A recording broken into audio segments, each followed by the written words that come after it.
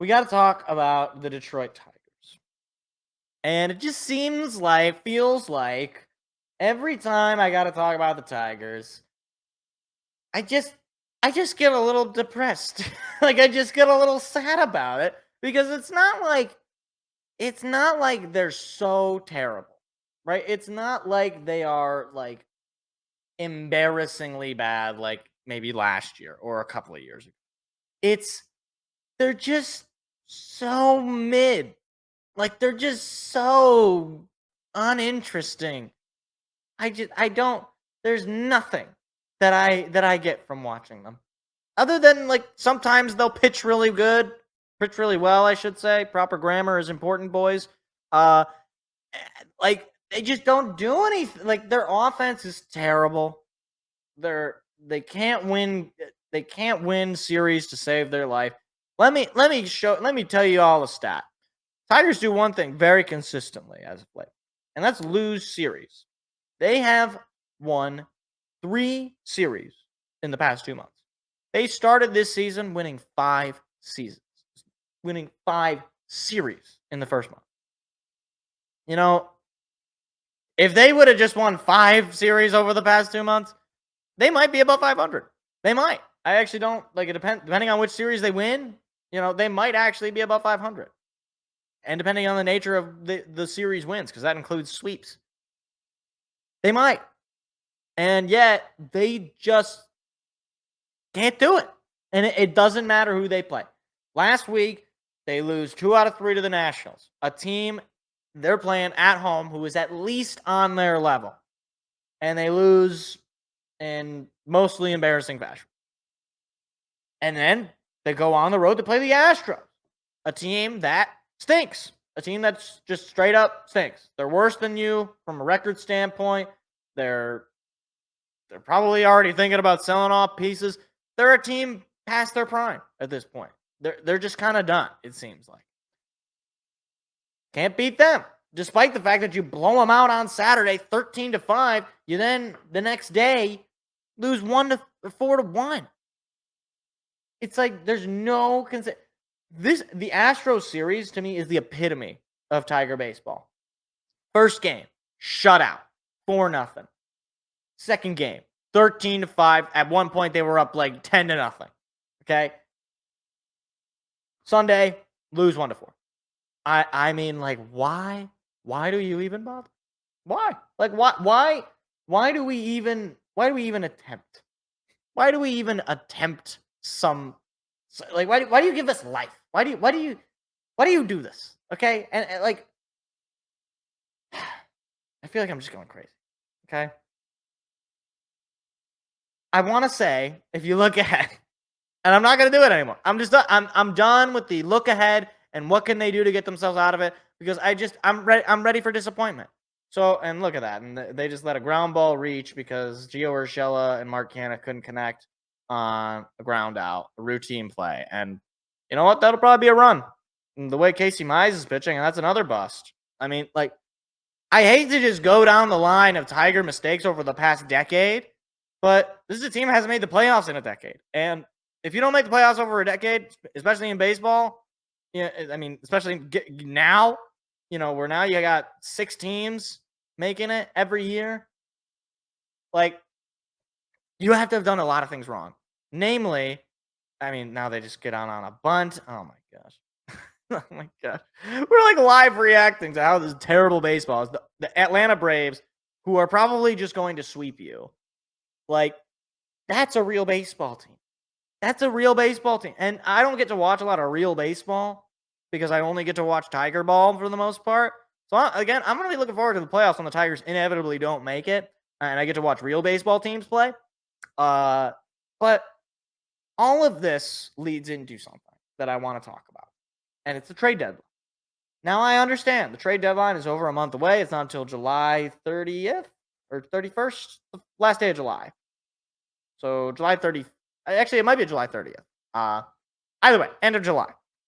And the thing is, last year, the Tigers, they were supposed to do a lot of things at the trade deadline. And by a lot of things, I mean trade Eduardo Rodriguez. And Scott Harris got bamboozled a little bit. I think most of it was on Erod. We talked about this on the show when it happened last year. But that happened. And unfortunately for Scott Harris, that's the only real experience we have with him at the deadline. He traded Michael Lorenzen for a bat that's playing okay in the minor leagues. I don't know if he's ever going to reach the major league level. But the thing that this team lacks and the thing that this team is incapable of doing is developing hitters. And that means you're going to have to trade some of these pitchers for bats. And that can be bats that are ready to play right now. That could be bats that are already developed, so to speak. But my fear is that there really isn't actually any true solution to the problem. Because say you trade the pitching and you get some bats. Well, your hitting development has already shown that hitters don't get better when they come here. If anything, they got worse than what they could end up being. You look at guys like Isaac Paredes. You look at guys like Willie Castro. And Willie Castro was an okay to bad hitter here in Detroit. He's found himself with a role, at least as a platoon guy with the Twins. You even see a guy like Joe Jimenez, who we traded to the Atlanta Braves last night. He was just throwing dots. Okay, he was just throwing just absolute bullets into the strike zone. And look, Joe Jimenez had some good years with Detroit. I got no problem with us trading him. But like, what did we even get from that? We got Justin Henry Malloy, who, frankly, as of right now, okay, limited sample size, stinks. Like, that was the big takeaway from that trade was Justin Henry Malloy, and he stinks. Like, he hasn't shown any major league ability. He's hit some home runs. Great. Super. I'd hope that a player who's playing at the major league level could hit one home run. Shout out to Spencer Torkelson. You know what? Just need to. The Celtics are the balls. I just need to remind myself just to stay safe. The Celtics are the balls. But they do still have pieces to sell. And this is going to be uncomfortable. And I'm not going to feel good about it. But I'm going to go down the list of the pitchers and I suppose technically some of the hitters of guys that could be sold for pieces. I don't know if they will be good pieces. I don't even know if you have to trade any of these people. But I do think if the Tigers continue to lose series as they have, and right now, they're losing 2-0 to the Braves, chance to be even more. Casey Mize doesn't get out of this jam. More than likely going to lose another series against the Braves. You still have to go up against the Phillies next week. I would say that the White Sox is an easy win, but I don't even know about that at this point. I mean, that game's at home, over a weekend. People got to be feeling good, but you never know. So, going up and down the list, specifically of the pitchers. So, the top two guys I'd say that are talked about, Jack Flaherty, for one. He's probably the number one guy because he's on an expiring contract, just a one-year deal that we signed him to. He leads the team in strikeouts with 100 strikeouts. I mean, 100 strikeouts in 77 and 2/3 innings, but that is incredible. And he's got a 3.01 ERA, and honestly, that ERA could be even lower. He had a couple of nasty starts near the start of the season, but he really just picked it up to being. I mean, let's just say it as it is. He's one of the best pitchers in Major League Baseball right now. Like, full stop. He's really good. I believe he leads the league in strikeouts, or at least as close to it. And he's certainly in the top of the charts in ERA and WHIP and batting average against. Like, he's a really good pitcher. Now, the only thing about him is that because he's on an expiring deal, teams might not necessarily be willing to give you massive hauls for him. However, teams do get desperate. And teams that need starting pitching, you look at the New York Yankees, you look at even the Atlanta Braves. I mean, like, they could use some pitching. I mean, they lost Spencer Strider for the season. I'm sure they would enjoy Jack Flaherty for a playoff run.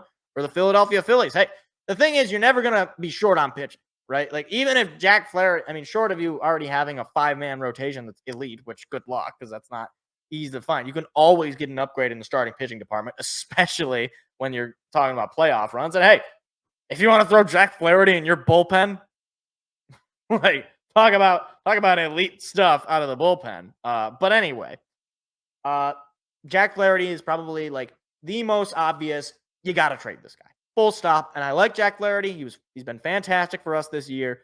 Fun pitcher to watch. Just strikeout pitcher. Those are always fun. But team isn't good enough. And it sucks. I hate talking about selling, but it is what it is. The other one that's a lot more controversial is, of course, Tarek Skubal. Now, Tarek Skubal, the reason here, I will give you the reasons you don't trade him and the reasons you do trade him. Reasons you don't trade him is because he's under your control. He's not in a contract year. You still got a couple of years before you have to pay him to begin with. And on top of that, he might be the best pitcher in baseball. I made the video last week. I went over the stats. I'm willing to say he's the best pitcher in baseball. Full stop. I think he is the best. I think he's one of, if not the lowest in ERA. I'd want to say he's the highest in WAR. His batting average against is 197. Just looking at his stats here on MLB.com, like it's insane. He's already pitched 86 innings, 98 strikeouts. It's again over a strikeout an inning. He's been fantastic. Full disclosure, obviously being a Tiger fan, but he's been fantastic. And you don't have this kind of player all the time. You don't always get your hands on a Justin Verlander, on a Randy Johnson, on a Max Scherzer, on a John Smoltz. You don't always get those kind of pitchers every so often. So you take him, you build a roster around him so that every 5 games you got a victory. And basically, since he's been pitching, short of a couple of days ago against the Astros, basically when he starts, we win the game.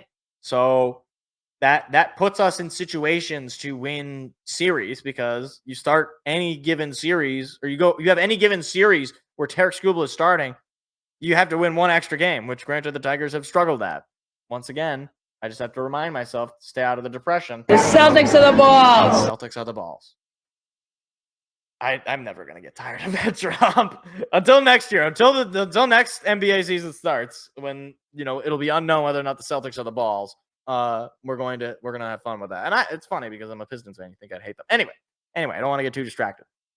Reese Olson is another one. He just had a really good start last night against the Braves, which was well needed. He kind of had been struggling his last couple of outings. He's our third best pitcher, but frankly, for a lot of teams, he could be their best pitcher. He's young, he's controllable. He's, if not an ace, a second or third great starter on a playoff team. And he's a guy that, you can throw in an elimination game. Well, maybe not. Honestly, yeah, you know what? Yeah, why not? You could throw him in on an elimination game, and he could probably pitch you a solid game. He could keep you in it. And he's obviously young. His record is not good, but that's because the team around him is just not giving him a lot of run support. And you can see it in the stats if you look around at the league and run supports. He's one of the worst pitchers at getting run support. So you throw him on a team like, say, the Braves or the Dodgers or the Yankees, teams that get a lot of runs, and suddenly his numbers are going to go up, at least from a win-loss perspective. But 69 strikeouts, 77 innings pitched, 246 opponent average, 123 whip, 339 ERA. And again, some of those numbers are a little inflated as of late because he had a couple of bad starts in there. But he is a really good pitcher. And honestly, maybe a team like the Brewers could use him. And what's funny is because we actually got him from the Brewers originally. So there is that relationship with Milwaukee. And hey, Milwaukee's a pitching farm, and they emphasize pitching. And I'm sure they would not be opposed to adding another arm in their lineup. From the bullpen side, it's a little tough because you got a lot of inconsistency from varying levels. Probably the best guy out of the bullpen is going to be Jason Foley. He's got a sub-3 ERA, 21 Ks and 25 2/3 innings pitched. Given up, he's got a 245 opponent average, 129 whip. Like, he's a solid pitcher. He can pitch you late in games. He can keep you in games. He's got, high velocity fastball. Again, pitchers are, especially in the bullpen, they are those big pieces that teams will go desperate for. And Jason Foley is one of the good ones. More than just one of the good ones, he's one of the really good ones. Outside of Jason Foley, Andrew Chafin, maybe. I don't know how people feel about him. He's a little inconsistent if you ask me. Tyler Holton, he's another one. He's a young, controllable player, and obviously a solid bullpen arm. Alex Faedo's been okay. He's been decent. You might be able to get with Joey Wentz, but his ERA is really high, so I don't anticipate him being on the move anytime soon. But yeah, so from a pitching standpoint, they got a lot of guys they can use or they can sell. From a hitting standpoint, we got basically like two. Okay. Number one is going to be probably Mark Canna. I don't know what his deal is, but I mean he's a utility veteran player. Plays multiple parts of the field. He can play first base. He can play the outfield. 730 OPS, 248 average. He's old. You don't have to really worry about having to pay the guy. So there's that. Matt Vierling might be an interesting one. The Tigers traded for Matt Vierling from Philly, and Matt Vierling, I believe he's got playoff experience with Philly, so he's not some total slouch. I actually do like Matt Vierling as a player. I think he's pretty decent. He's got 9 home runs on the year, 52, or I'm sorry, not 52 RBIs, 30 RBIs, 52 strikeouts, which is not great, but he's a utility player as well. You can throw him a lot of parts of the field. He's listed as a third baseman, but he can play the outfield. He can play infield, third base, second. I don't know if he can play second, but he can play first base. So infield corners, you can play him. Heck, you can throw him as a DH. I don't know. Do whatever you want. He can come in as a pinch hitter. He can be solid in that regard. 742 OPS for him. Outside of that, maybe Gio Urshela. Gio Urshela's had a pretty decently high average. He's another guy on an expiring deal, just a 1-year contract. I'm sure teams who want a solid defender and a above average bat, just a slap hitter, I'm sure teams might be interested in that, but I don't know how much you're going to get from them. So in that depressing way, this is your Detroit Tigers. Once again on the selling block of the trade deadline, and once again with a terrible offense. So let this be a lesson for people. Let this be a lesson for Tigers fans especially. When you have a season where your offense is in the bottom third in basically every important offensive statistical category, and you do basically nothing to change that offense, you are not going to be a good team. Shocking revelation, I know. I had to explain this to many Tiger fans over the offseason, but they didn't want to listen, and hey, guess who was right? Guy who used a little bit of common sense. So, yeah, fun stuff. Fun stuff. Hey there, what you just watched was actually a clip from a larger show that we do every Tuesday night. What are you doing Tuesday night? Go ahead and hit the subscribe button and the like button so that you don't miss out on any more of our weekly shows every single Tuesday at 7 p.m. Eastern Standard Time. Hope to see you there.